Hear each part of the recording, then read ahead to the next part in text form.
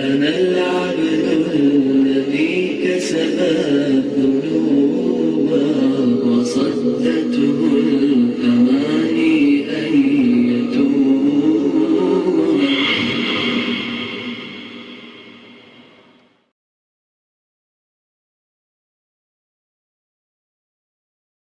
اپنا مقالہ پیش کرنے کے لیے محترم جناب ڈاکٹر ظفر صاحب لکھنؤ یونیورسٹیز لکھنؤ سے تشریف لا رہے ہیں۔ مقالے کا عنوان ہے حضرت خطیب الاسلام اور اتحاد ملت۔ بسم اللہ الرحمن الرحیم، نحمدہ و نصلی علی رسولہ الکریم، اما بعد۔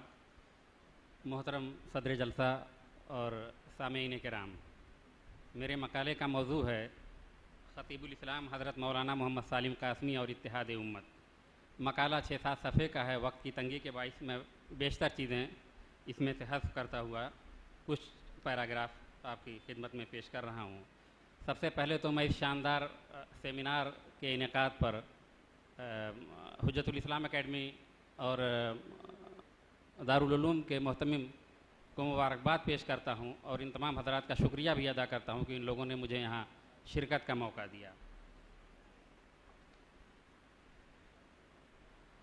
راقم الحروف کو مولانا خطیب الاسلام سے ملنے اور انہیں سننے اور ان سے استفادہ کا شرف حاصل نہ ہو سکا، لیکن مدرسۃ الاصلاح سرائے میر اعظم گڑھ کی طالب علمی کے زمانہ میں اپنے بعد اساتذہ اکرام بالخصوص مفتی محمد شعیب اصلاحی و قاسمی مرحوم اور مولانا محمد عامر اصلاحی و قاسمی حفظہ اللہ ورعاہ کی زبانی حضرت مولانا کے اوصاف حمیدہ، ان کے علم و تقوی، عفو و تحمل، سادگی و انکساری، اعتدال و توازن اور وسعت فکر و نظر کے چرچے بکثرت سنے ہیں۔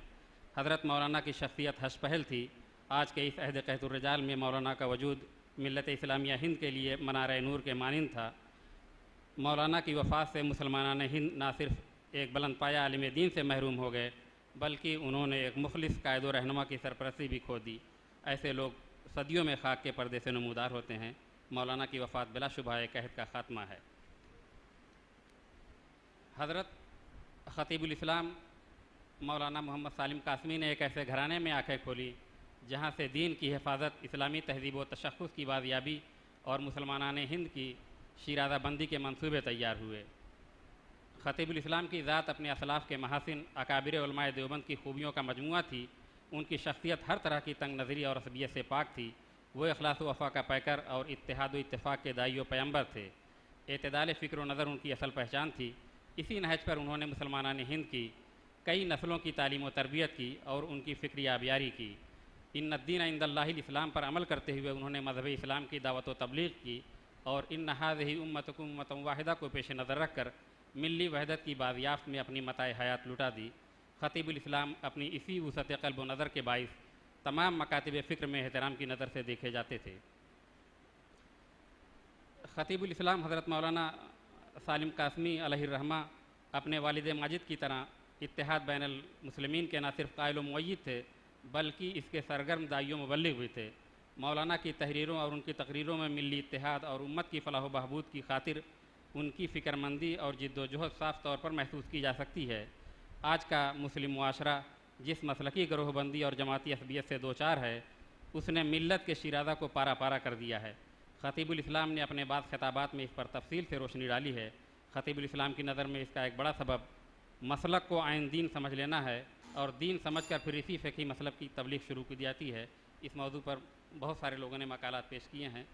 مولانا نہ صرف ہندوستان میں اس کی تبلیغ کرتے تھے، بلکہ وہ اپنے غیر ملکی دوروں میں بھی اس کی دعوت دیتے تھے۔ ڈاکٹر اکرم ندوی صاحب نے جب انہیں لندن بلایا آکسفورڈ کے اسلامک سینٹر میں، تو وہاں بھی انہوں نے اسی کشادہ ظرفی اور فروعی مسائل کو نظر انداز کرنے کی بات کی۔ اقتباس میں نے نقل کیا ہے، میں اسے چھوڑ رہا ہوں۔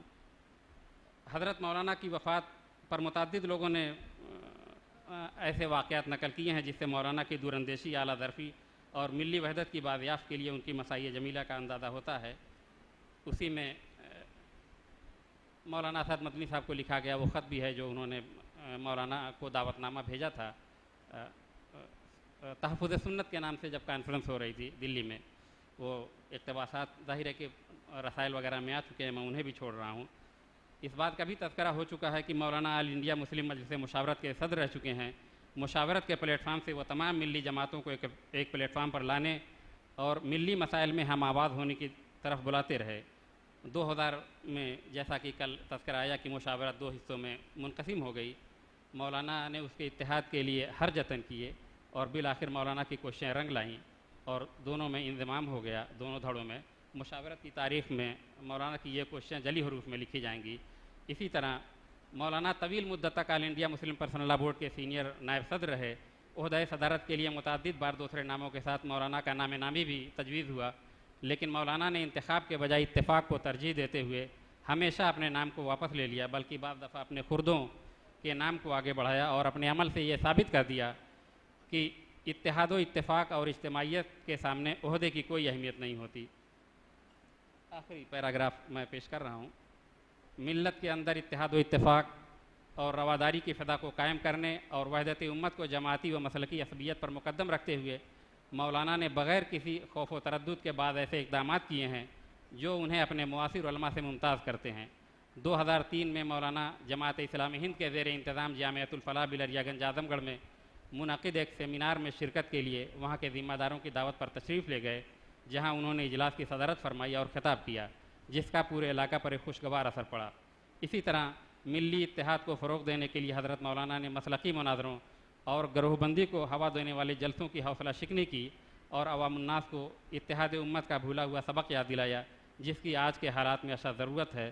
مذکورہ بالا واقعات و بیانات سے یہ بات واضح ہو جاتی ہے کہ خطیب الاسلام حضرت مولانا محمد سالم قاسمی کا سب سے بڑا کارنامہ یہ ہے کہ انہوں نے مسلمانوں کو فقہی و مسلکی اختلاف سے دور رہنے، مسلک کے بجائے مذہب کی تبلیغ کرنے اور جماعتی عصبیت و تنگ نظری سے بچ کر ملت واحدہ کی طرح جینے کا سلیقہ سکھایا۔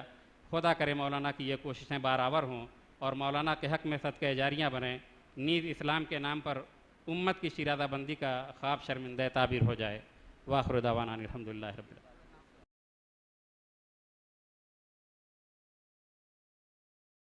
أنا العبد الذي كسب